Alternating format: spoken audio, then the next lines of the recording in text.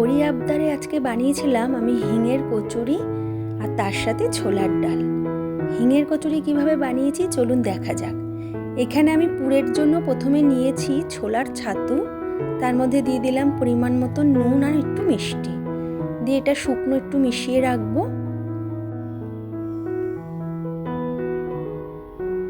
এখানে আমি গ্যাসটা ধরিয়ে একটা তড়কা প্যান বসিয়ে নিয়েছি, তার মধ্যে দিয়ে দেব পরিমাণ মতন বেশ খানিকটা সর্ষের তেল।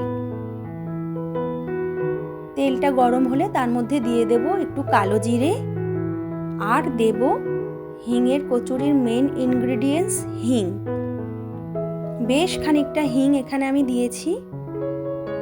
দিয়ে দেব কিছুটা গ্রেট করা আদা।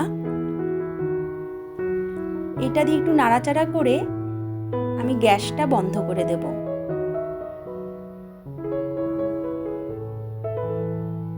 তেলটা একটু হালকা ঠান্ডা হলে এবার তার মধ্যে আমি দিয়ে দেব একদম মিহিন করে কোচানো কাঁচা লঙ্কা আর ধনেপাতা।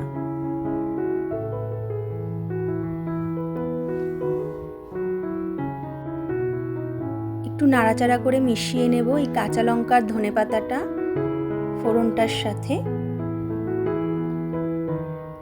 এবার ওই ফোড়নটা আমি এই ছাতুর মধ্যে মিশিয়ে খুব ভালো করে ছাতুটা মেখে নেব।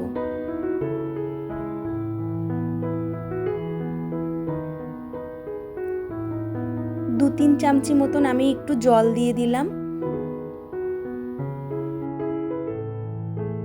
চামচটা দিয়ে খুব ভালো মেশানো যাচ্ছে না বলে আমি এখানে হাতটাই ব্যবহার করলাম।